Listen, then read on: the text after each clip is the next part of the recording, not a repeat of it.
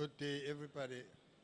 If you had ambitions of a political office, just know that it involves the pain of standing in front of people. Just as a warning, you know. Welcome, everybody.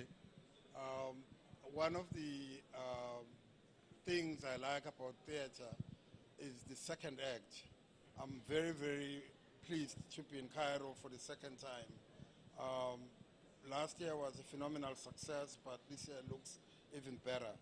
And last year's theme when we came to Cairo was leveraging innovation for Africa's development.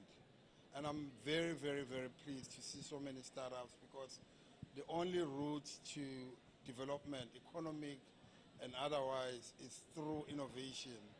And one of the talks we are going to be having tomorrow in the main conference is going to be about supporting the startup ecosystem because you guys are the future of this continent. I said yesterday in a very rough or crude way that what we're expecting of you is to replace all the big guys. And I'm saying crude because I don't think it sits well with the organizers. But ultimately, after seeing what happened during COVID, we have to place the future of this continent, of this country, of our countries in your hands. And hopefully what we will see today is a beginning of a journey, startups across the continent collaborating with each other. This is the mini Olympics. The main Olympics will hopefully happen next year. I'd like to welcome all the startups. Before I welcome the startups or after I've welcomed them, I'd like to introduce our esteemed judges, the panel of our judges. They're sitting in front. These serious-looking individuals are the judges. So they are judges, executioner, and everything. Don't worry, they're not harmful, they're harmless. And I'd like to start by wishing you all luck. As the master of ceremonies have pointed out, the technical team is this side. If you're feeling a bit nervous, look at them. They're harmless. They're even more harmless. And good luck. May the best team win. Thank you.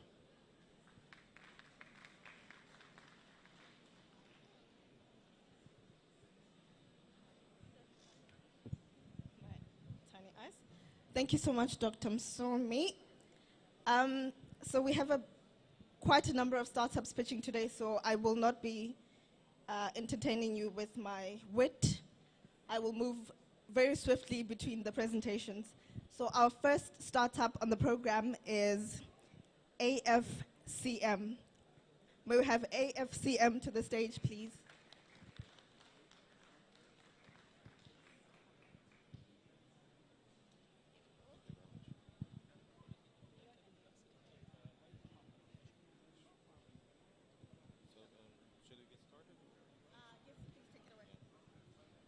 Good afternoon, ladies and gentlemen. This is the research team from the Egyptian Armed Forces College of Medicine, and it's an honor to be presenting our diagnostic platform for inborn errors of metabolism in the African Health excon and its second edition. But before we get started with our pitch, is anyone familiar with this tiny device? You may recognize it from the rapid detection tests that were available during the COVID pandemic. But imagine that it can do much more than that. Imagine that you can use this tiny device in order to diagnose and detect specific genetic conditions in newborns that would have otherwise went missing. Inborn errors of metabolism are a group of genetic conditions that are characterized by a defect in certain genes that encode for specific enzymes. This could lead to accumulation of toxic compounds in the newborn's blood, and these conditions can be quite destructive to this newborn. And these conditions are genetic conditions, so they need to be managed effectively. And if late detection happens, this could lead to irreversible intellectual disabilities to the newborn and fatal complications. And also the problem with these conditions is that their diagnostic modalities include genetic sequencing and tandem mass spectrophotometry, all of which are quite expensive and may require a lot of time and specific expertise, which could further delay the management of the conditions of these newborns. And here we have like the in Egypt, the latest estimate for from the Egyptian cap mass showed that approximately every 15 seconds a child is born, leading to 1.5 million newborns annually. And these large numbers can overwhelm the healthcare system in the diagnosis of these conditions. And unfortunately, not all newborns are screened for these conditions. And the inborn errors of metabolism are quite common because they affect about 1 in every 800 childbirth.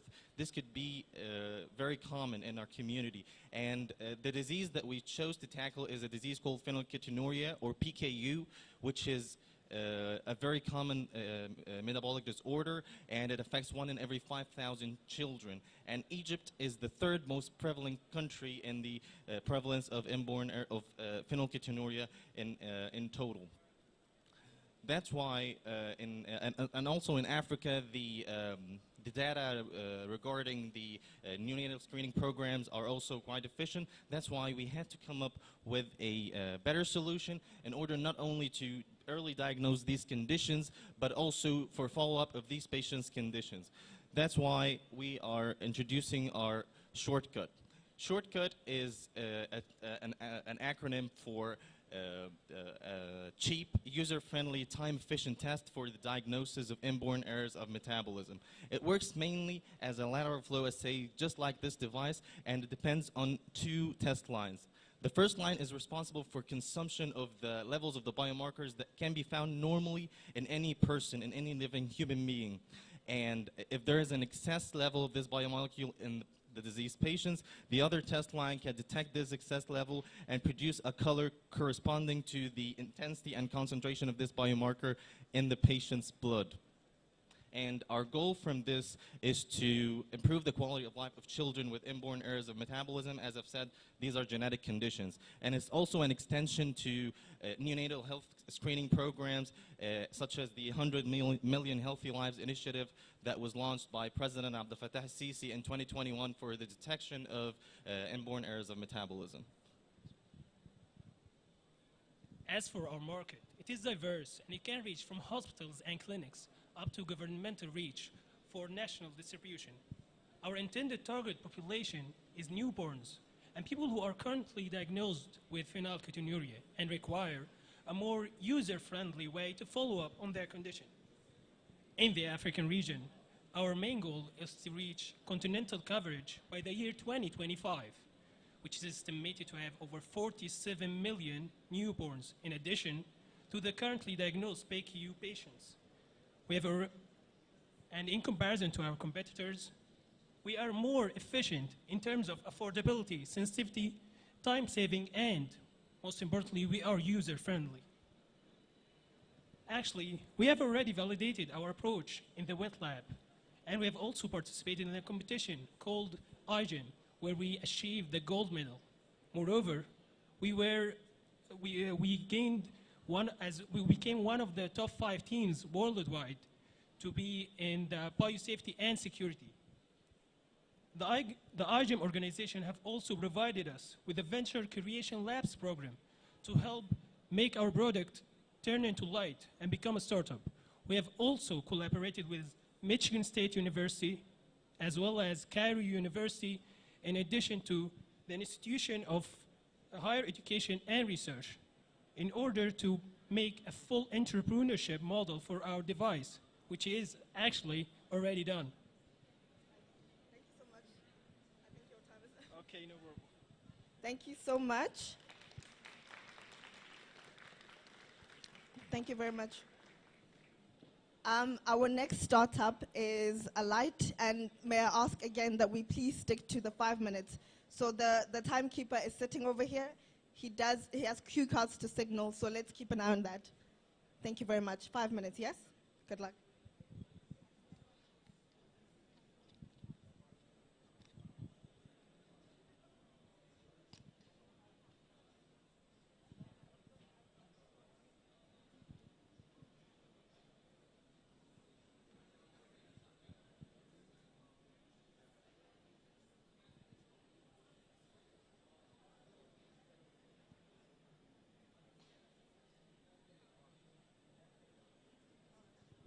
Good afternoon. Imagine walking into a hospital with your child for treatment and just lose your child because the medical doctor or the nurse cannot insert this little cannula into the vein of the patient. Now, 80% of all children who are admitted into hospital wards require intravenous cannulation, admission of fluids, blood draws, or even nutrients. However, even for the most experienced clinician, they will fail to locate the vein, and this means the process is delayed, or there has to be repeated trials. Now, repeated attempts at achieving a vein are painful for the patient, and they are stressing for the clinician who is performing the procedure.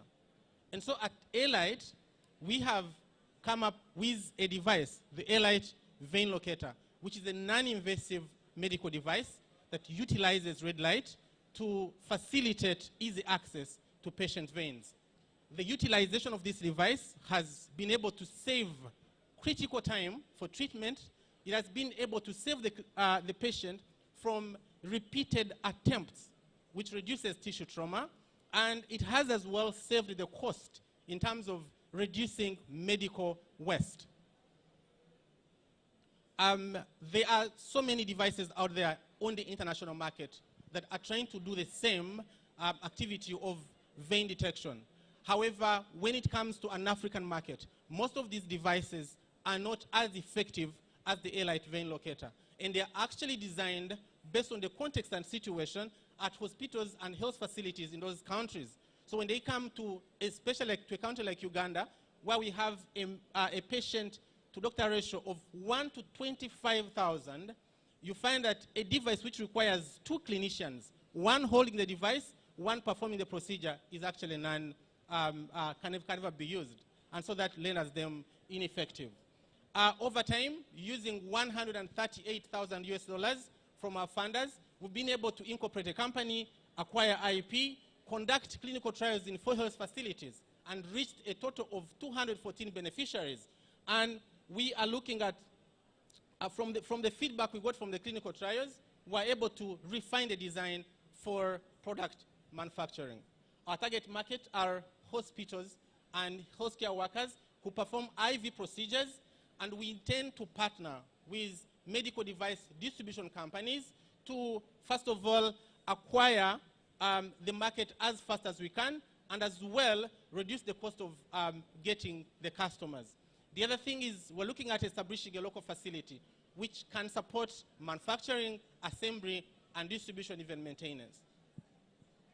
In the next 5 years, we look to forward to raising $3 million US to support the sales and marketing, manufacturing about 15,000 devices, which is going to support more than 3,000 target health facilities and reach a total of 6 million beneficiaries, establish a local facility for assembly, packing, labeling, and sell the device, improve our team capacity building, pay salaries and new hires, and as well acquire regulatory approvals to have this device sold over markets in Africa.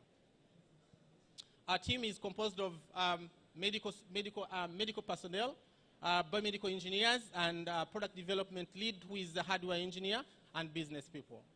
We have enjoyed the support of, last slide please, we've enjoyed the support of funders like Vilgro Africa, IDRC Canada, Mbara University of Science and Technology, UNDP, Camtech, and the Ministry of ICT International Guidance from the government of Uganda. Thank you very much.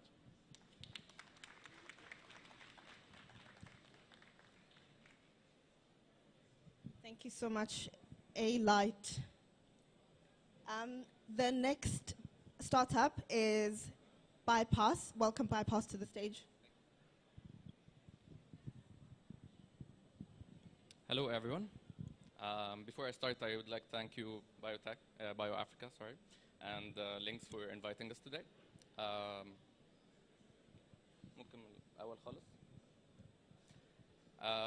So we're Bypass. We provide health tech solutions, and today I'm going to focus on one product that we have, and it's called Health Tag. It's a patient companion in healthcare. Health Tag, right now I would like to make like a big announcement that recently we have reached 250,000 subscribers. And these subscribers, I'm about to tell you why they choose health tag.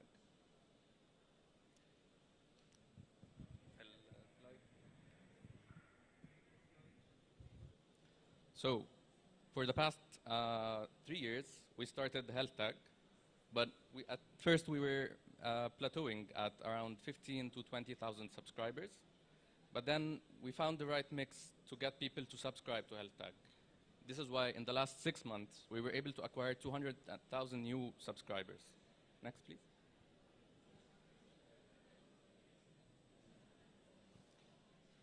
So, if anyone here has done any tests or went to a pharmacy in the last year, please raise your hand. So you should all know that healthcare is expensive. We use this to give people incentive to go to our providers, our network of providers. We have 3,000 providers across Egypt, and we give them discounts at these providers. And we're able to get these discounts because we have a big power of traffic that we can bargain with. So basically, people have a problem that they can't bargain for better discounts. They can't know all the costs because sometimes you go to the lab and then they tell you have to pay extra fees. And they end up paying more than they should. Next, please. This is why we have health tag. You can browse your nearby providers. You can compare discounted prices at different providers around you. And you can check out and pay online through the app. How it works is we aggregate traffic. We take this traffic and we go to the providers. My colleague here goes to the provider and says, we have 250,000 patients. What discount can you provide us? And then we go and leverage this traffic to get discounts. And then people use the discount and they save up to 70% in their spending. And that makes them very happy and they renew their subscription and they invite other people to join as well. So our revenue streams, you may ask, we have a small fee of 100 Egyptian pounds or $3 a year. And then we have a markup on in-app payments. So every time they get a discount, we get a commission and everyone is happy. Right now we have 3,000 providers, like I said. They're all across Egypt, distributed around the population density. We always check for where the people are and we start increasing the providers in the areas that we have high density in. We have direct contracts with providers, so we have our own prices. We know the prices upfront. We can communicate them to the patient, and they can know upfront what they're paying exactly. And we have different types of radiology labs and hospitals and pharmacies and dentists and other types of providers, so it's not like limited to one type or the other. Recently, we also had a partnership with Tariq Noor. They're one of the most famous, if not the most famous, media agency in Egypt. A 3-year partnership where they provide us with media. They push it through TV and all the production and all the B2C media is done through them. And since then, we've seen an average of 17% month-over-month growth in our B2C traction. We also have B2B and B2C traction, where we give the card as an employee medical benefit. So it's basically a replacement for insurance, where in Egypt we have less than 10% who are privately insured in terms of healthcare insurance. So we give this as a affordable and very useful medical service for the employees. The other thing is we have B2B2C. We give the health tag as a VAS or like a value-added service on services that other people would give. So for example, if you have a phone subscription, you get with it a health tag for free. And then we get our cash from the business. The team is now over 40 people. This is the executive team. This is me. And we have Andrew, Antoine, Ibrahim, and me, and Nuran. And the way we see the future of healthcare is digital. We want to make all the patient records to be digital, and we want you to control or manage your family's digital records as well. And you can do this now with healthcare, with health tag. Thank you. Thank you very much, Bypass. We call to the stage Cape Bio. Cape Bio in the room.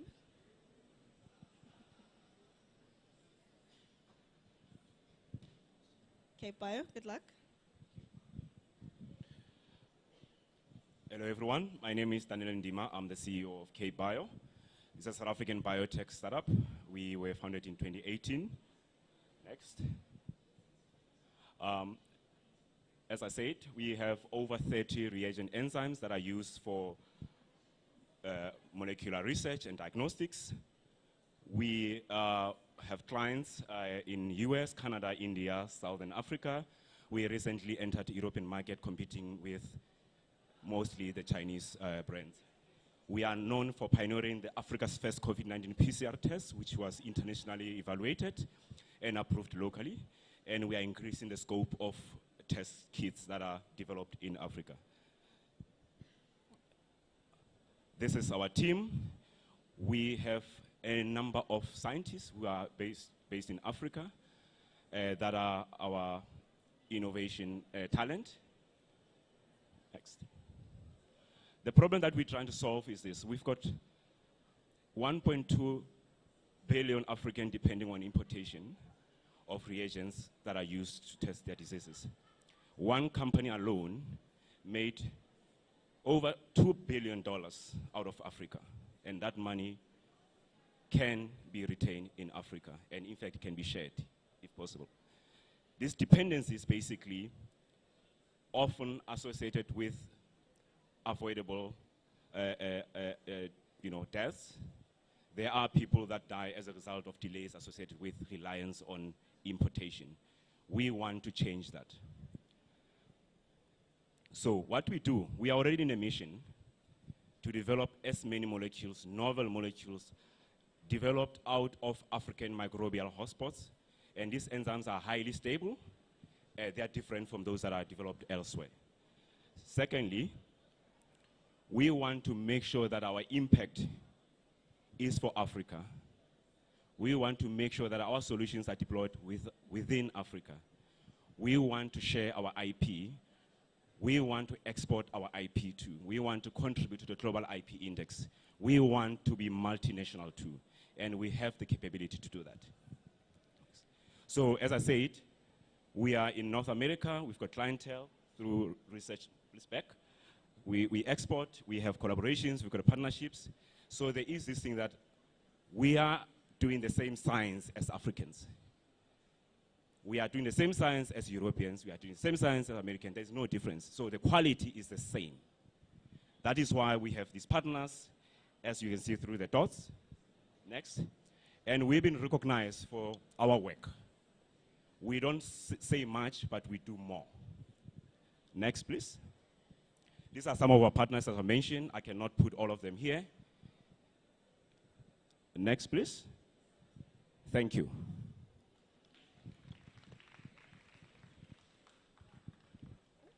Thank you so much, Cape Bio. Next on the stage, we have Clinic Research.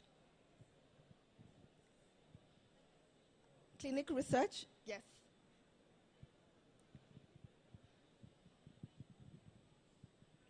Thank you so much. Good luck.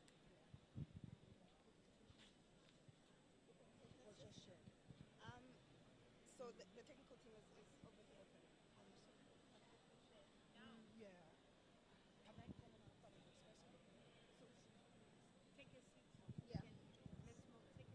Okay, so we'll move on for now to Dawa Mkononi.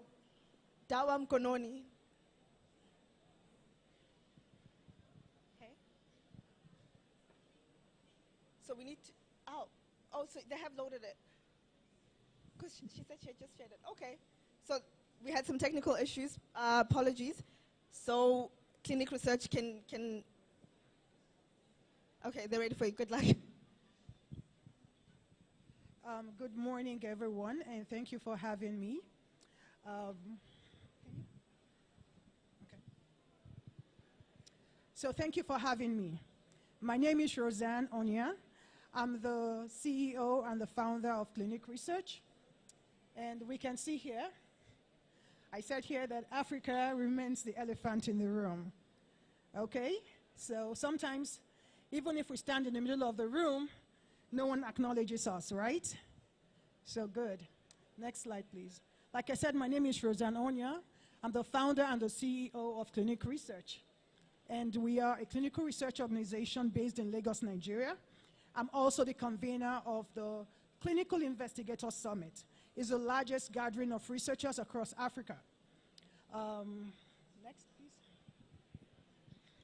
So despite Africa being, despite our diverse population and a home to 2 billion humans, the need for Africa to be included in more clinical trials cannot be overstated because of what we can contribute to global health.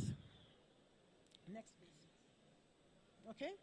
As many of us may be aware, most clinical trials conducted globally have just about 2% African participation. The majority of the trials are conducted in the north and in the south of the continent, while sub-Saharan Africa is left to scramble for the leftovers. You may ask, why? Africa is seen as that unfamiliar place that many pharmaceutical companies are not ready to invest in as it relates to clinical trials, because they believe that we do not have the structure, unfamiliar regulatory processes. Clinicians lack experience to carry on these trials and may not provide usable data that would be useful in developing these new drugs.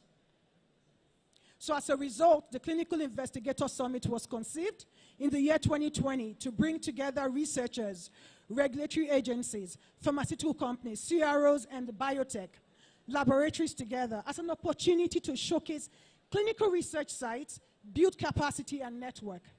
The summit has attracted clinical researchers, regulators, CROs, pharmaceutical companies, and some others from across the continent of Africa.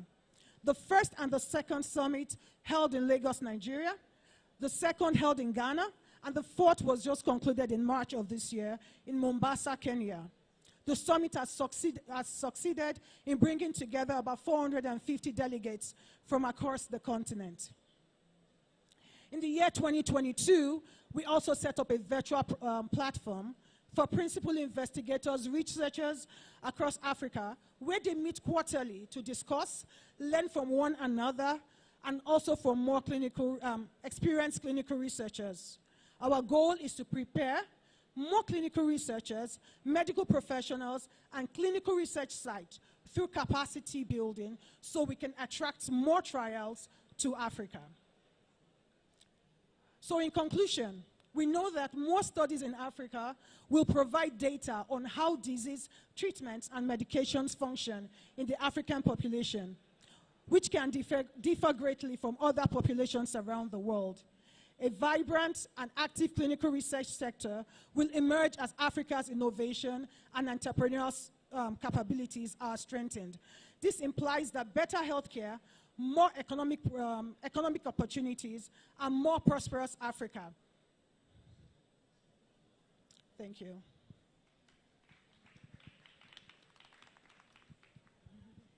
Thank you so much, Clinic Research. Let's hear from Dawam Kononi.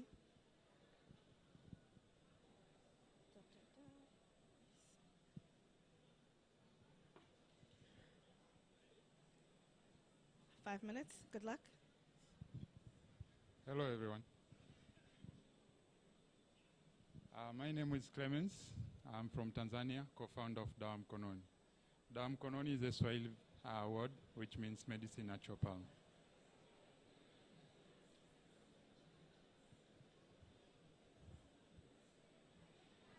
Next slide, please. So, in our country, most of the health facility owners, for them to purchase medicine, they have to wait approximately to 8 or 10 hours.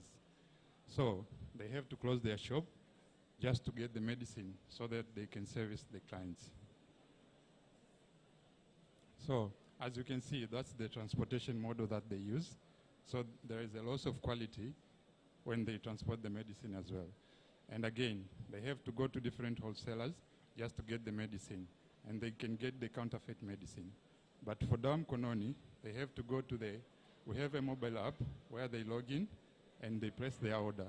We source from importers and manufacturers, so the counterfeit medicine, we are trying to tackle also that problem. So we are data-driven B2B platform, whereby by sourcing from the importers and manufacturers, we are lowering the cost of the medicine, as well as we have integrated the payment models in our app, so it's easy for them to pay instead of carrying the bulk cash. We are also trying to develop a credit financing model whereby health facilities can have improved cash flows. So this is our product. Next. So our customer distribution, 50% of our customer are accredited drug dispensing outlets, and the other percent is mostly dispensaries. As you can see, pharmacies and health and hospitals, they don't buy from us because they are using the credit line from most of the manufacturers. So we want to expand to different areas in Africa, but as you can see, we have highlighted just a little bit of the Africa. This is because most of these countries are landlocked, and they are using the Dar es Salaam port for them to access the medicine from the importers. So we are B2B, and we have 10% gross margin, but this will increase in the next 6 months to 15%. And our customer acquisition cost has gone down from $17 to $12. So why would a health facility choose us and use Dawa Mkononi? We are data-driven. We are data-obsessed. So we are using data to customize their experience in the app. We also have put affordable payment methods. Wherever they pay through the mobile money, we don't have any hidden cost. We also have a large range of products, and as well as our delivery time is within 1 to 2 hours, whereby if they go themselves, they have to wait 8 hours. So we have competition around Africa. The big one is Mfama. I think most of you may know them. Next. So this is our team. We have in-person developer, and we have around 35 people in our team, and this is just the management team. So the milestone, last year we did around 300 USD, 3,000 USD, but this year we're on track to do 1.3 million, and we just seated 600K USD. We have won some competition and grants. So this is our projection. This year we want to do 1.2, next year 3.6, and we'll see, but we're on track to do the 1.3. Yeah, so we are currently raising for funds, and we are about to close our seed round this month. Thank you. Thank you, Dawa Mkononi. Next up is Debo Africa. May we please hear from Debo Africa?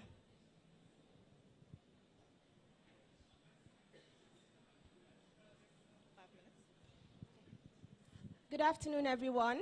A pleasure to be here. Thank you to our collaborators, partners, innovators, hosts. Before my slides go up, I was really here just to tell a story, and then I was told that I needed to share some slides.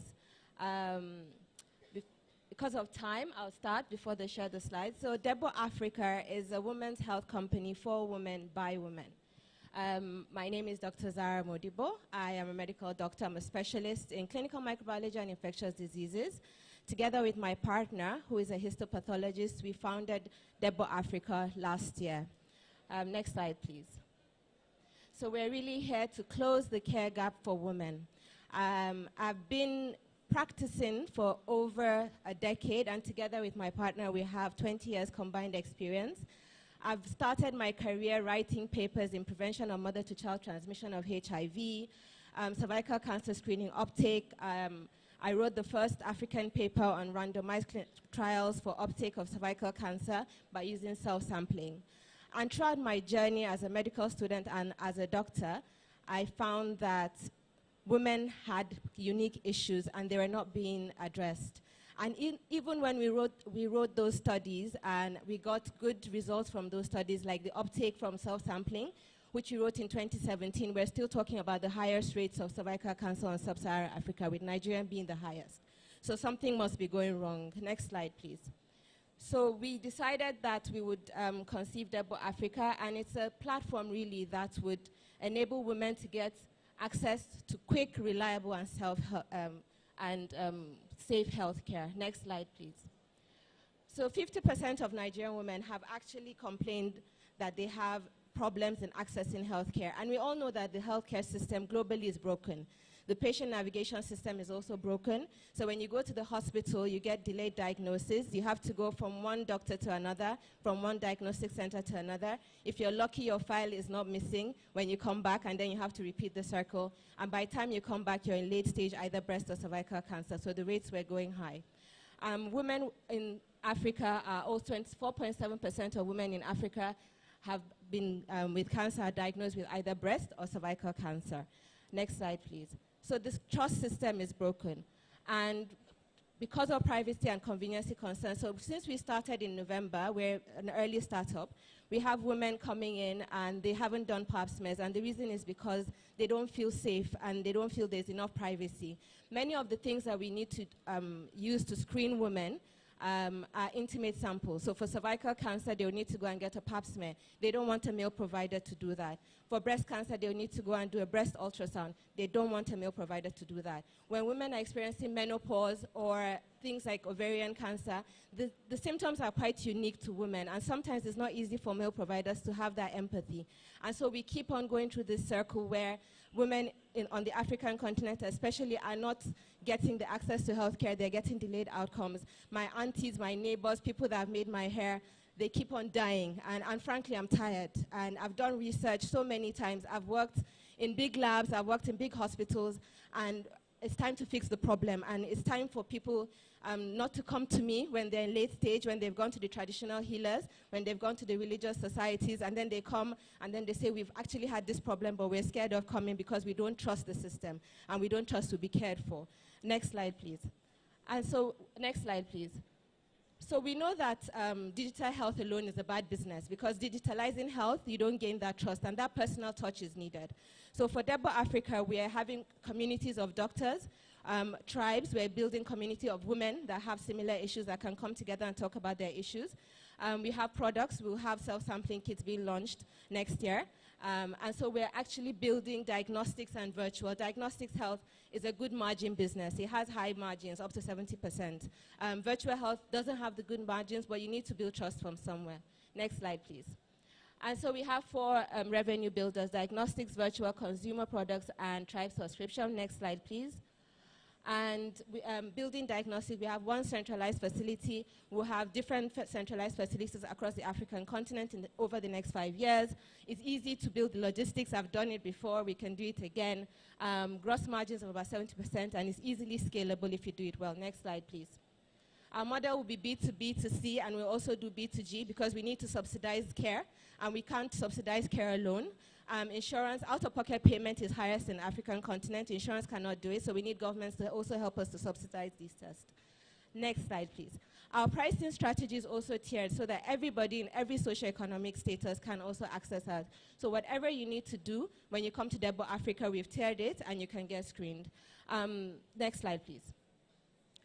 Our go-to-market strategy would be based on direct engagement, partnerships, referrals. Next slide, please. Next slide, please. Since we started, we're launching actually in July, but we started operations, and since we started, we have over 150 female specialist doctors in our network. We have 25 medical specialists. We've partnered with a lot of facilities already. Next slide, please. These are our competitors. Next slide, please. Next slide, please. This is me and my founder, and the last slide has the team in Lekki, Nigeria. Thank you very much for your time. Thank you so much. Next up is Deep Medical Health. Deep Medical Health to the stage, please.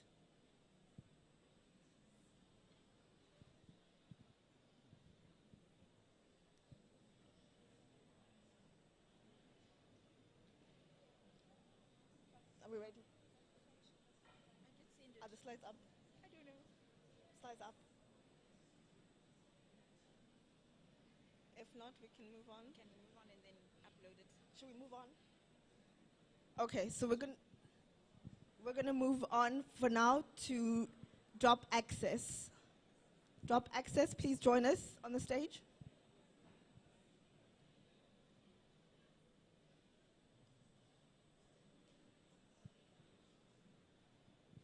Thank you very much. 5 minutes. All the best.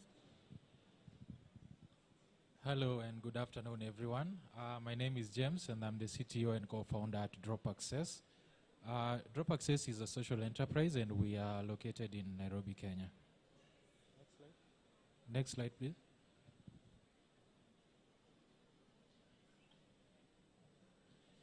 Yeah, so this is a problem that we are trying to solve, and I think this is a problem that is well understood by everyone in the room. 50% of vaccines that are produced globally go to waste, and this is most of this waste actually occurs in Africa. 30 million children suffer from vaccine preventable diseases every year, and 34% of maternal deaths in Africa are due to unavailability of blood for transfusion.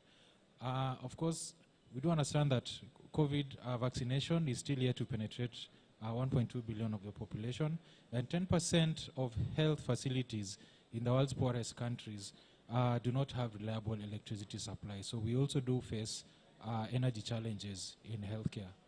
Next slide, please. So this is our solution. This is VaxiBox. It is a portable solar-powered vaccine refrigerator, and we have designed and manufactured this in Kenya.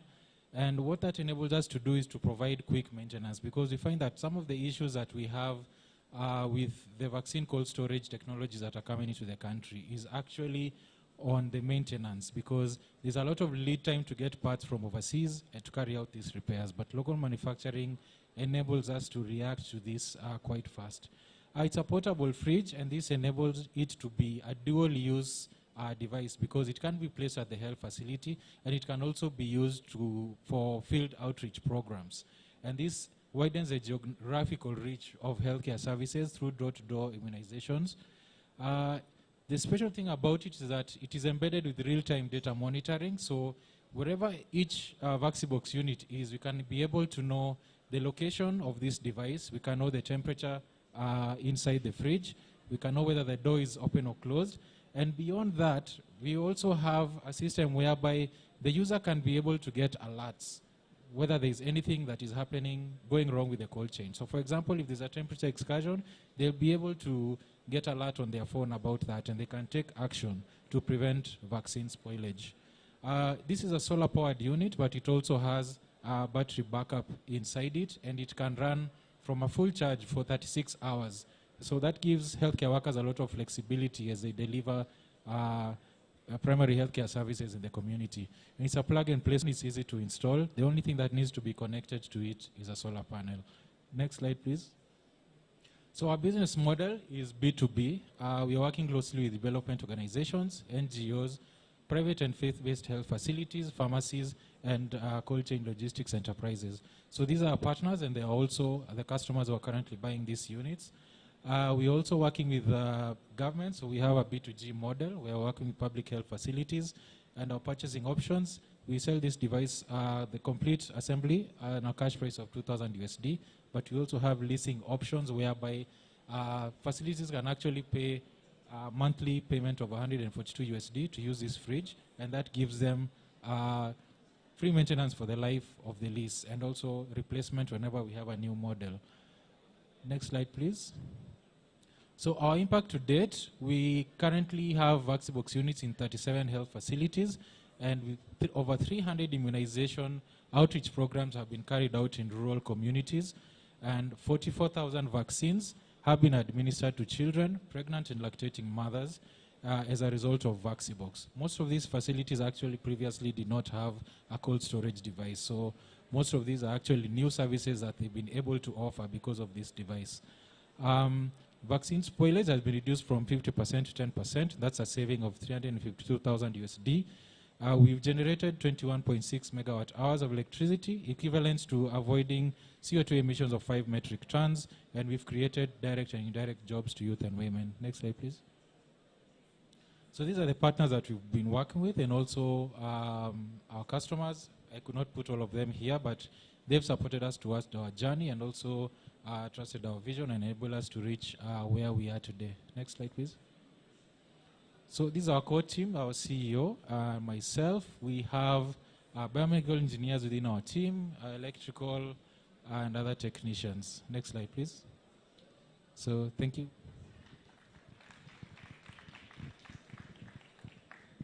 Thank you, Drop Access. I'm just waiting. Okay, I'll call, Deep Medical Health. Let's hear from Deep Medical Health now. Thank you.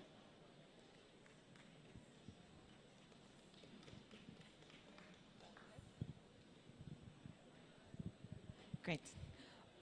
Afternoon, everybody. On your right is a picture of a waiting room in a private hospital, in a public hospital, whereas on your left is a picture of a private hospital. So we can clearly see that there are discrepancies in terms of the demand and quality of healthcare between private and public.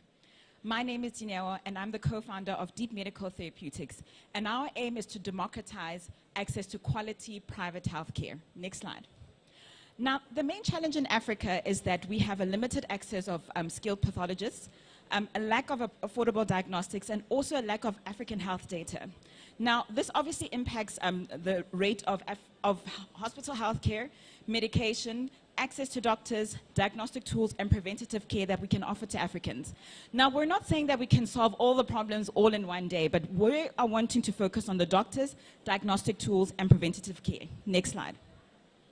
Now, our solution is a digital pathology service where we integrate diagnostics as well as treatment and delivery of medication.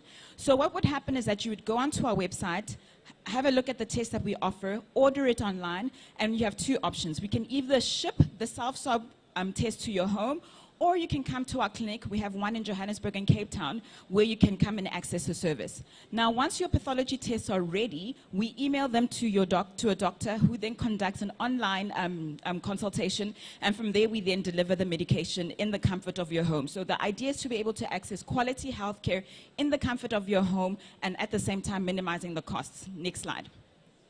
So our value proposition is that we are digital, which really improves the user friendliness of the service. We also offer discrete testing for some of the diseases such as like HIV and other STIs and some cancers. So you can do that in the privacy of your own home. We are also very discreet, convenient, and we offer a full service solution straight up to the doctor's consultation and treatment. We also offer a very excellent customer service. So if you go on our website right now, you'll see the awesome reviews from our customers. And we offer very competitive pricing. Next slide. So this is just a comparison to show you what our pricing actually looks like. So the one in blue is what we're currently offering. And relative to our competitors, we're about 40 to 60% cheaper. And that's also because we leverage on digital healthcare and are able to lower the cost of an in-person doctor's consultation. We also minimize the amount of profit that we make on, or rather what we charge on the diagnostic tools and make sure that people can get access to these tests. Next slide. So this is a traction in the last 12 months. So we are revenue generating. We have partnerships with 2 accredited labs. We've created 20 job opportunities, and we're very proud to say that our team is 100% female. We have 2 clinics, one in Johannesburg and Cape Town. We've serviced just over 3,600 customers, and we're really excited that the men in South Africa are also excited about testing for the range of diseases that we offer for. Next slide. So this is our incredible team as the co-founders, and we have nurses and admin and as well as sales consultants that are working within our team. Next slide. So our future plans is to obviously then be able to branch over into other disease areas, particularly the ones that are prone to Africa, such as TB, malaria, cancer, diabetes, and hypertension, which is growing in Africa. And we're already in conversations around expanding to other African countries with Kenya, that's Kenya and hopefully maybe even Egypt. as our next market entry. And then lastly, we would really like to partner with pharma companies and pharma companies to be able to develop drugs and vaccines and diagnostics that are tailored for the African population.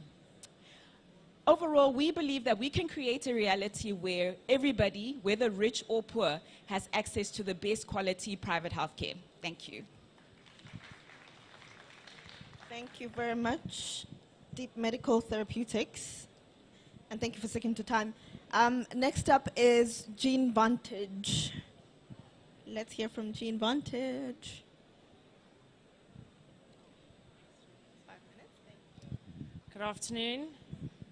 Thank you very much. My name is Dr. Genevieve Thompson, and I'm the founder of Jean Vantage. This is actually a personal passion that turned into a biotech company, and it was an idea that I had during my PhD, which I finished now 11 years ago now. Next slide, please. I'm extremely passionate about Jean Vantage because we manufacture products that feed into diagnostic workflows. The reality is that healthcare decisions, 70% of healthcare decisions are underpinned by diagnostics. Next slide, please. So I know we're probably all very tired of hearing about COVID, but it really has created a pivotal moment in healthcare for all of us. It's accelerated the rate at which we are developing new technologies and creating impact and change in the market. Next slide, please. So the problem in the diagnostic sector is that half of the global population has no access to diagnostics. Next slide. If we zoom in on low to middle income countries, which is literally half the countries in Africa, only 19% of the population has access to diagnostics. Next. The reality is that more than 1 million deaths can be prevented annually if we enable wider spread access to diagnostics. Next slide, please. So in terms of existing solutions in the market, you can just go through these, please, Ryan. Thanks. The problem with existing solutions in the market is that once they're in the market, they tend to become very expensive because the biotech company has tied the end user into a single product. They're often quite difficult to scale at the same time because you have a single automated device and it has a maximum throughput that it can get to. When you want to change that throughput, you need a new device at a very high price tag. So that was the idea behind Jean Vantage, enabling scaled, wider spread use of diagnostic workflows. Thank you. So how do we do this? We've combined multiple different areas to give the client an added advantage. So that means, on average, our DNA and RNA isolation kits are a little bit faster. Our 3D printed devices are designed to give the end user scaled access. So that means they don't need 3 million rand in capital to scale their workflow. Our 3D printed devices come in at 1/10 of the cost of most automated systems in the market with the same throughput. They also don't require any electricity. Sorry, Ryan, can you go back one? And the key thing is that we provide a lot of on-site training to our clients to make sure that that diagnostic workflow is running as needed and they're providing accurate results to the patient. Thank you. Next slide. So what do we actually do? So I've used the COVID PCR workflow here because I think most of us are familiar with that. So usually that would start with a really awful nasal swab that gets put into a tube. It gets shipped to the laboratory. Once it's at the lab, you extract the virus from the sample, and then you go down to PCR. You basically copy it thousands of times so we can physically see it. Now, Jean Vantage works in area number 3, and the reason we do that is because that's been the primary backlog in pretty much every laboratory when it comes to COVID diagnostic testing. Because that area clogs so easily, it works with large buffer volumes, and you're trying to process thousands of samples all at once. On the PCR side, a lot of the issues have already been solved because the buffer volumes are so small. We have PCR machines that process 384 samples in an hour. The issue is not on the PCR side. It's always been on the extraction technology side. Thank you. Next, Ryan. You can just go through this list. Thank you. So while I've shown you that COVID workflow, that workflow actually applies to multiple different sectors. So the technology is agnostic. It can be used for multiple different pathogens: bacteria, fungi, viruses, HIV, tuberculosis, STDs, etc., etc. We have a range of products that are used in South Africa for paternity testing, cancer oncology. We have products that are used in vitro fertilization workflows. A big part of our client base is in the agricultural sector, and we recently acquired clients in the criminal forensic sector. Next slide. You could just go through this list. Okay, so why us? Number one, we've been innovative. We are 3 years old. We're more than 35 products that are actively been sold into the market. That means we can develop, commercialize, and access clients. We had our first sale in the first month, and we've retained 100% of equity. We have clients across multiple different sectors. So that's human diagnostics, it's agriculture, it's environmental monitoring, and screening. Come here with me. Thank you so much. And we've expanded into Europe in 2023. Thank you. Thank you, Jean Vantage. That's very slick. So, just so that you and I, all of you and I, remain friends, when I stand up, that means you have 20 seconds to wrap up. So don't let me pry the mic out of your hands, please. Thank you. Next up, we have Jean X.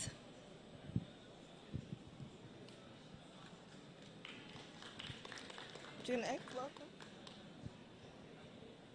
Already, good. 5 minutes, strictly 5 minutes. Good luck. Okay, good afternoon. So I have a sad story to tell. All right, sometime in 2019, my younger sister got pregnant. 4 months into the pregnancy, she did a scan, the routine scan, and the doctor found out that the limbs of the baby was not growing, all right? There was a backdrop story because there was an incidence of, spinal bifida in the family. And then the doctor suggested she had an NIPS done just to be sure that the baby is fine. And that's where the problem started from. One, there was no center in Nigeria that does NIPS, all right? They take the samples and then they send it abroad. And that gave birth to two issues.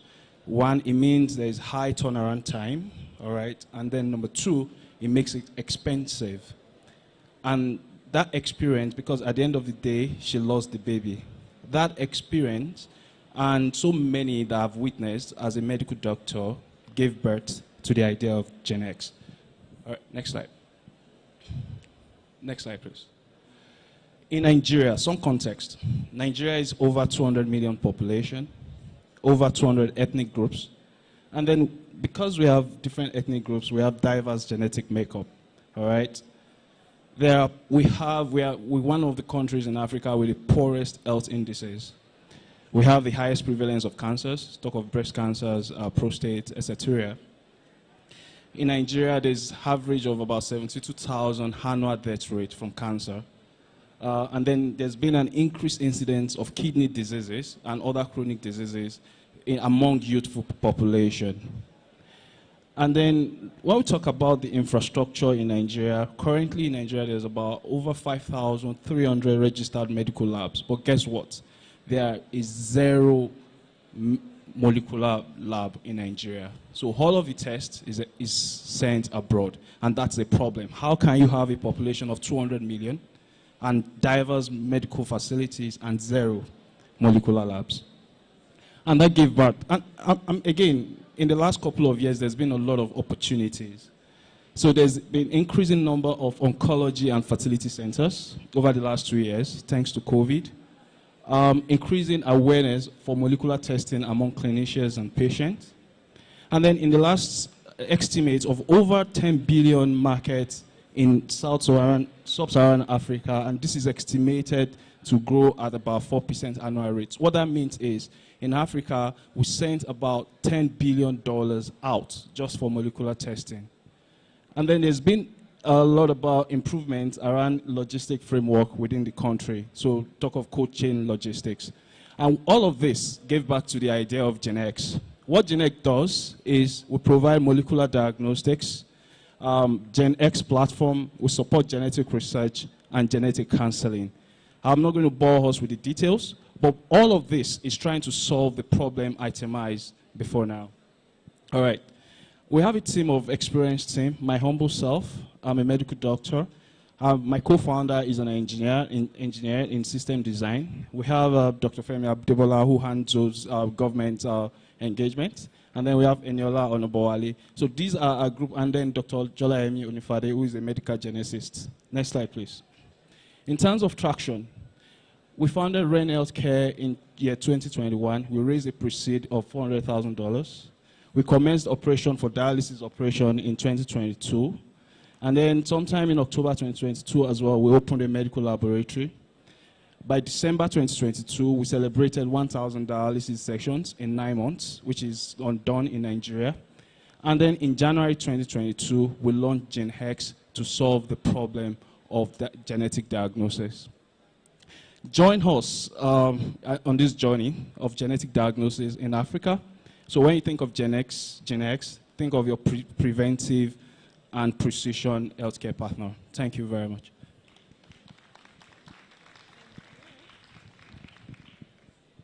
Thank you, Gen X. Let's welcome Hakima to the stage. Thank you. Good afternoon, everybody.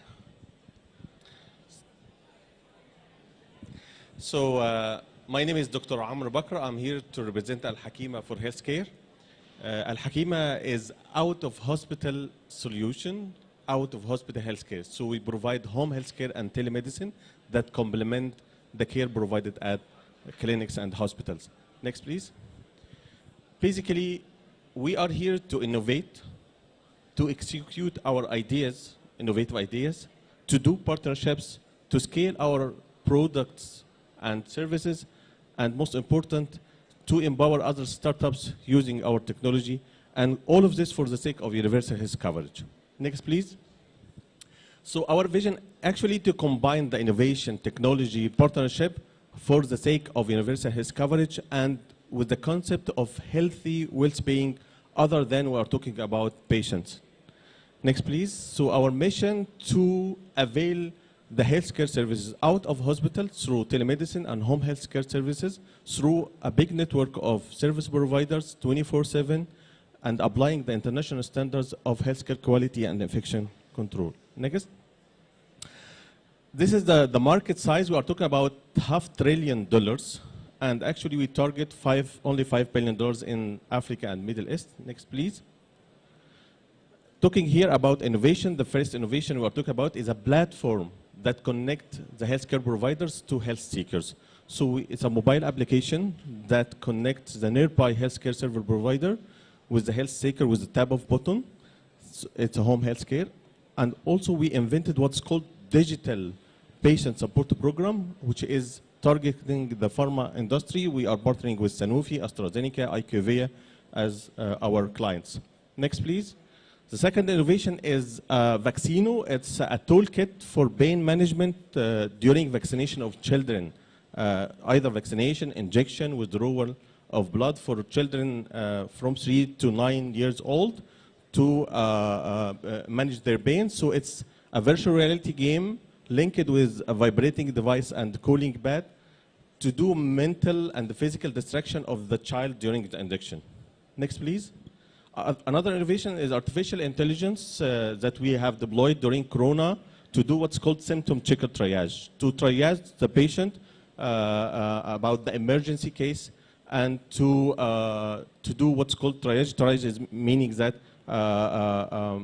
dividing the cases with high priority, low priority, and middle priority. This is the first version, and now we are working on GPT to enhance this product. Next, please.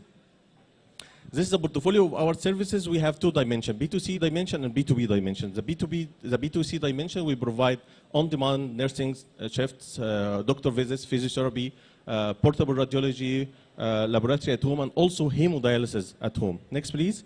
For the B2B, we provide clinical research, trial monitoring at home.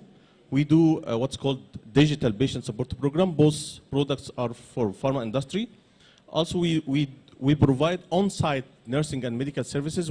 Our partner is Amazon in Egypt. We provide nursing and medical services at all sites of Amazon. We also support hospital with what's called drop nursing shift. All hospitals suffer from what's called drop shift, and we support the hospital with the hospital insourcing. Next, please. This is one of our products that we do partnerships with other stakeholders to provide what's called remote clinics or satellite clinics or offshore clinics. Actually, we are combining here the telemedicine solutions, the hardware and software, and also the on-demand nursing services to provide healthcare everywhere.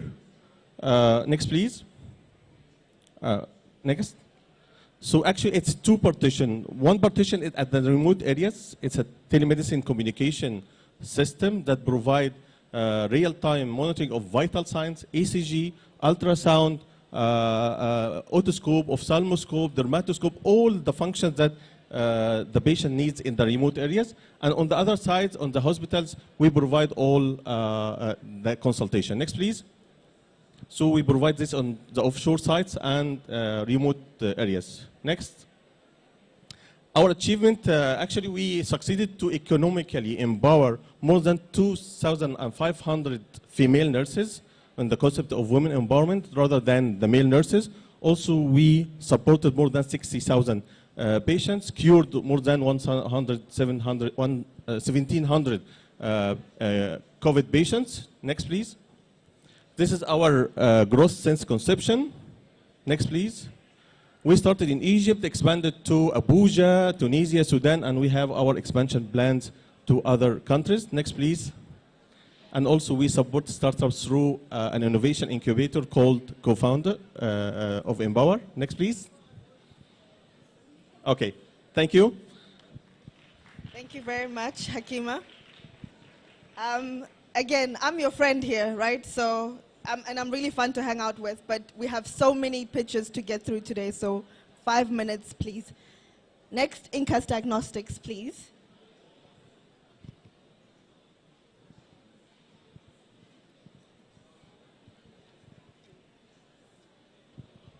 Hello, everybody. My name is Lord Anthony Basing, and I think that Gene Advantage does a very good job by telling all of you about my problem. Next slide, please. So basically, in 2021, 12 million people died that could have been prevented, and it could have been prevented if they had sought healthcare early enough, if the disease had been detected early enough. In 2018, there were 8 million. 2021, there was 12 million. It means that a lot more people are dying because in lower and middle income countries because the diseases are not getting detected early enough. And they're not getting detected early enough because in most communities, laboratory infrastructure is non-existent. For instance, in Ghana, there are about 7,874 public hospitals. Unfortunately, only 6% of them have labs, so only 500 laboratories exist. That means that there's a huge diagnostic gap, and a lot of people do not have access to medical laboratories. And even those that have access to medical laboratories, these are not capable of very rapid detection. Now, point of care tests, which WHO actually recommends, is actually a very important part because it's able to detect early, it's able to give screen and be able to detect people with diseases early. Unfortunately, in Africa, we have heavy importation. And then also, when COVID came, most countries shut down, so supply chain issues, we're not able to procure a lot of rapid tests.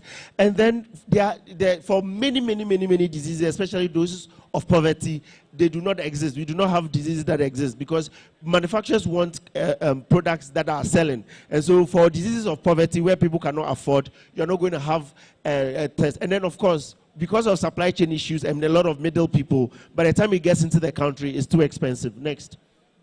So Incas Diagnostics does two things. We develop and then we manufacture diagnostics. So basically we do lateral flow tests for women's health, infectious diseases, agriculture and toxicology. And then we also develop and manufacture molecular points of care tests for diseases of poverty like yours, which is endemic in very rural communities. We also manufacture monoclonal antibodies, but we do not sell them. We use them to then develop and manufacture our lateral flow test. We also do contract manufacturing and development, so we have people that get to us, we manufacture and we send to them. And then we do training for those that want to be trained. Next slide. Now, in 2019, I was an R&D specialist in the US. I was working in a diagnostic company. I had raised enough money in terms of savings and other things to be able to come back to Ghana to start a manufacturing company. When I came, R&D is very expensive. Manufacturing is very expensive. However, I've been able to do it simply by using a very simple model. I teach in a university in the US, in Ghana, where I basically apply for academic grants. So these academic grants that I apply for are used for R&D and clinical trials. So I've got grants from EDCTP, Bill and Melinda Gates Foundation, Grand Challenges Canada, Grand Challenges Africa, and all of that. Now these are supposed to be for R&D and all of that. Now when I do the R&D and I have a device, then Incas Diagnostics, which is the company that I am a founder and current CEO, we commercialize, we go through regulation, and then we do the manufacturing, and then we sell these organizations. We sell these to various organizations. Now our capacity currently is 100,000 test kits a day. So in Ghana right now, we're able to manufacture 100,000 rapid test kits every single day. Next slide. We have a lot of collaborations. We've collaborated with GIZ to develop antibodies, to also develop enzymes for our molecular test. We collaborated with PATH to develop this handheld heating device to be able to power our lamp test, which is, we have lamp tests for a number of things. This is basically a very simple thing. We go into the communities ourselves, and we are able to do that. We've collaborated with USAID in the procurement of our HIV kits. We have an MOU with the university such that whatever academic grant I win for the university, I basically get to keep the equipment or get to keep the intellectual property and everything, where I then commercialize it using the company. We've done supplies for a company in Sweden where they brought their enzymes, their antibodies. We developed a test and then sent it back to them. We've collaborated with FDA in Ghana on the development of Sudan 4, a test for Sudan 4 to be able to detect food fraud. We have an MOU with the Ghana Association of Medical Laboratory Scientists. United came to Ghana just to look at our facilities and all of that. So we have a lot of collaborations. Next. This is our team. Next. So we have basically, for the past 4 years, we've been able to grow consistently. Last year, we made about $640,000. We have 37 staff currently, and all of these are awards. Last slide. Yeah, so these are impact: SDG 3, SDG 5, SDG 8, and SDG 9. Thank you very much. Thank you so much. I see what you did there. You stood so far from this, from that desk over there that I have to walk really hard to get to you. Okay, next up we have Iraka Biotech. So I'm going to move the mic over here.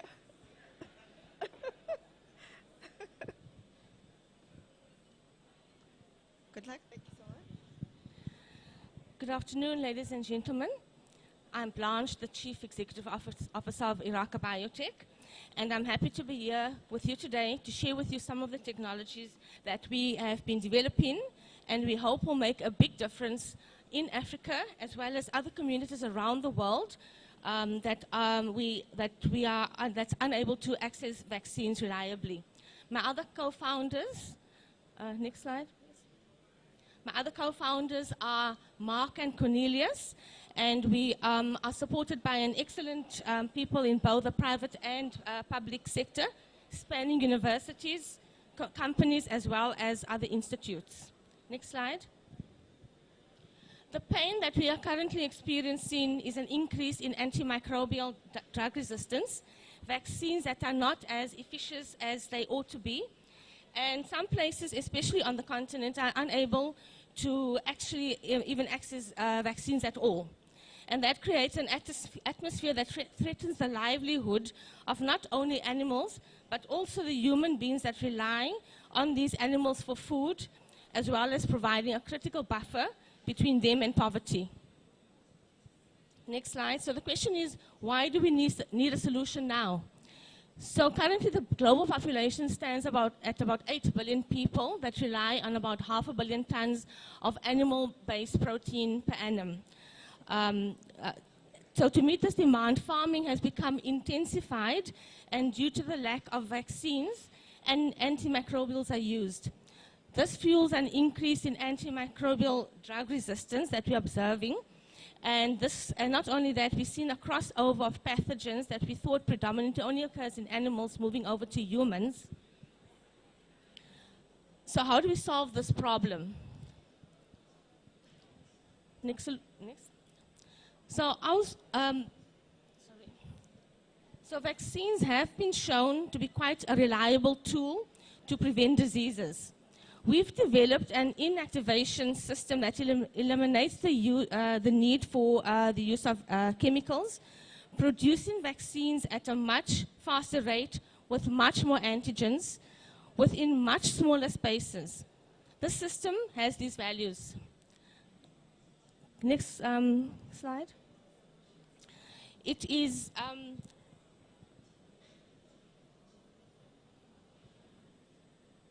okay, sorry. So we've developed a system that uses less chemicals. Okay, sorry, it has these values. It's platform.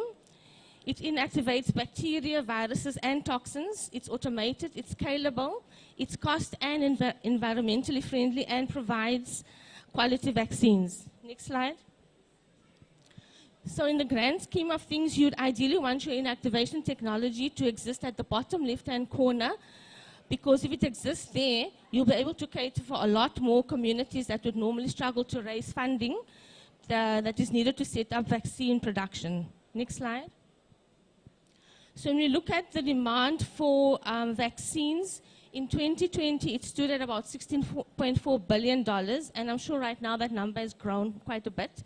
And if you look at this graph, Africa, Southeast Asia, and South America seem to struggle with to meet the demand for vaccines, and yet that's where the population is growing.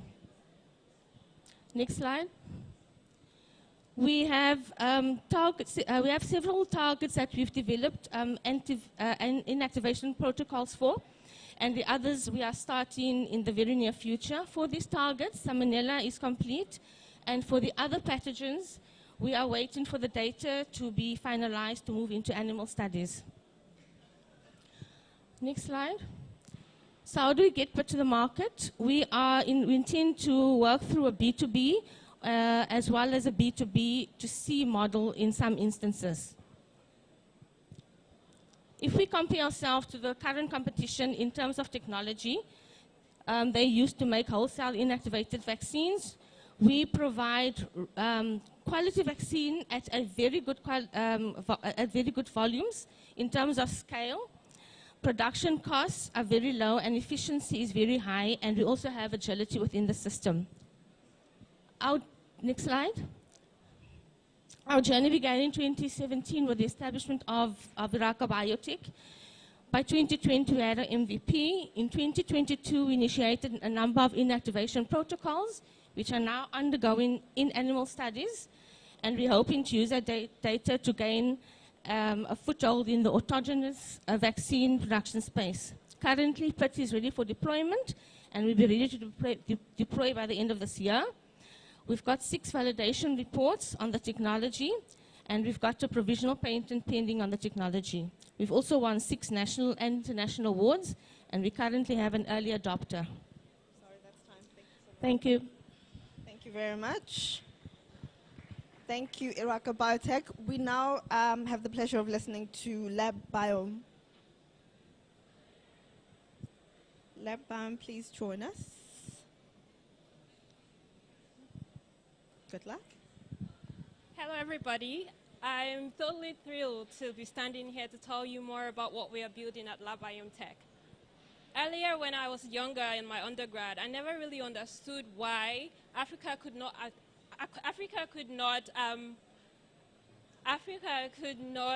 have the access to groundbreaking biotechnology solutions. And throughout the part of my career, I realized that it's not a non-profit game. It's expensive to develop, and that was heartbreaking. But today, I'm excited to be embarking on this journey, and I'm happy to tell you about it. In our world of biotechnology,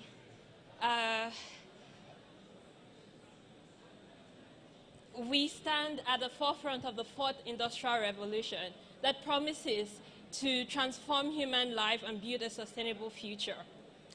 Regardless of this enormous potential, there is a key major bottleneck, and that is the scale-up of this groundbreaking research from laboratory to real-world application. And this is where LabBiomeTech steps in. We are developing deep learning technologies, harnessing deep learning technologies with our massive, vast biological and bioprocessing data to democratize the access to groundbreaking biotech solutions, especially in low and middle income economies like African countries. At the moment, we are currently focused on women's health. Next slide, please. We are currently focused on women's health and particularly the problem of bacterial vaginosis, a condition that is faced by about 2 out of every 3 women globally. Women living with this condition have higher chances of contracting sexually transmitted diseases, UTIs, and complications during pregnancy. The current cost, global cost of bacteria of this condition is about $4 billion, and you can imagine the impact in African countries. LabBiomeTech is on a mission to democratize access to highly targeted and effective live biotherapeutics products. We are based off research that was being done at the University of Cape Town, and our mission is to ensure that women, regardless of your economic status, you can access these solutions. Next slide, please. No, the previous slide. Okay. Sorry, the next slide.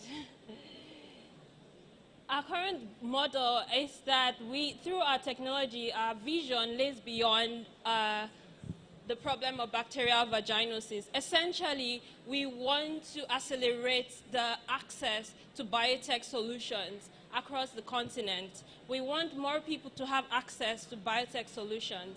The next slide, please. While our team is made up of a diverse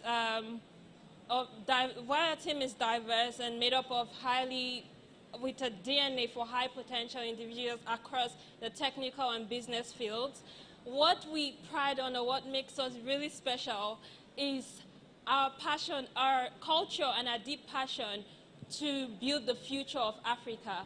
In doing this, we have built a strong team of women-led advisory board, and one of whom is Professor Sarah, who is currently running the largest vaginal microbiome study in the world, and Professor Aji, who is a Senegalese and the first black professor across all the Ivy League schools in the United States in the Faculty of Computer Science. She's also a researcher at the Google Brain, an AI researcher at the Google Brain.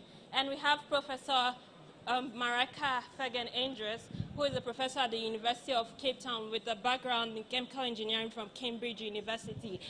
Ladies and gentlemen, we are excited and thrilled to make groundbreaking biotech solutions accessible to African countries and African women, and we believe that that is the future of Africa. Thank you. Thank you so much, Lebam, and thank you for sticking to time. Next up is Letaro Pharmaceuticals. No? What's that? Oh, it's coming.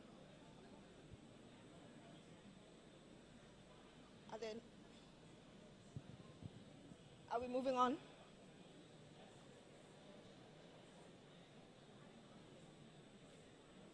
No? Okay, so next one. All right, so we're moving on to Mama Upe.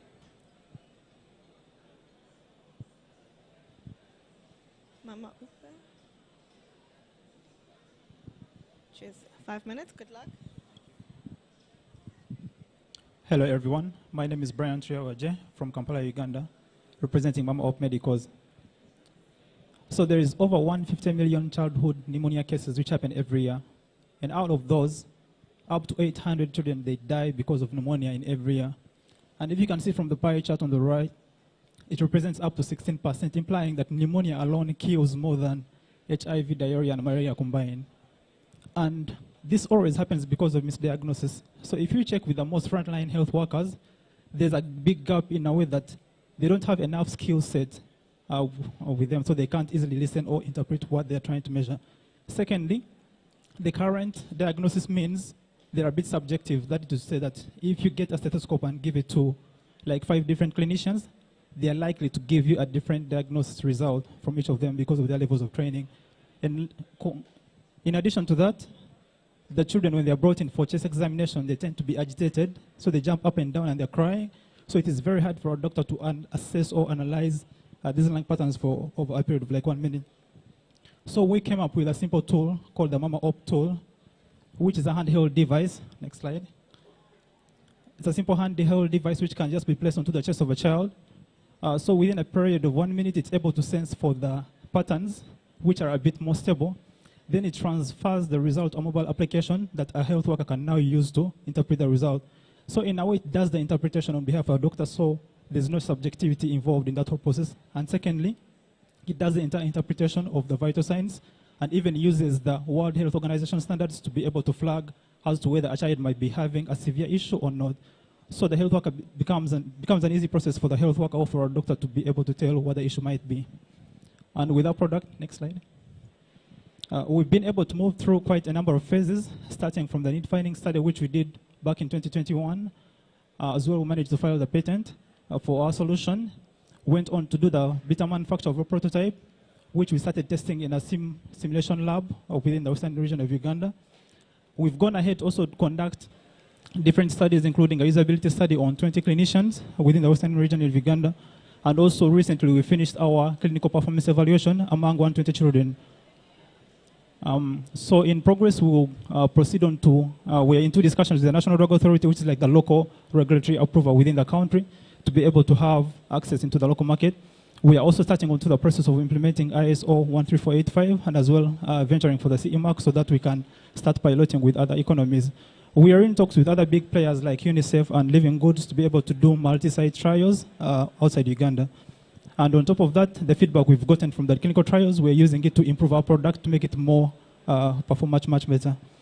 And that is the team, as you can see below, made up of a core engineering team who are also happen to be the co-founders. And we do work with Dr. Desa Santorino, who is a senior pediatrician and a senior lecturer at Nabara University of Science and Technology. But that's not the entire team. On the next slide, there's a couple of partners that we work with to support us in different areas, including funding, where we do have Vigor Africa, the Royal Academy, and then the African Academy of Sciences. We're also working closely with the Ministry of ICT and the Ministry of Health in Uganda to get easy entry into the market, and as well IDRC to help in funding our clinical trials, which we work with Mbara University of Science and Technology, that specializes more into the medical kind of research. And we have also partnered now with ASME to help us within the hardware validation studies that we're doing right now. Thank you so much, and wish you the best.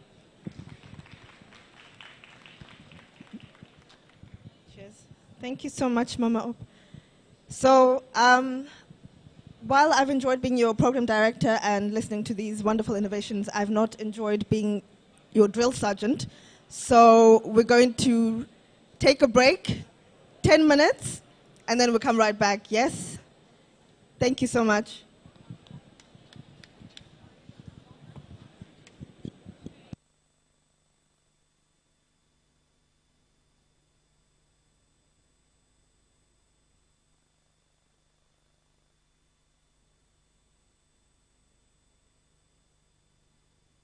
Well, when we get back, we need Mbowa Lab to be ready. That will be our first speaker of the next session.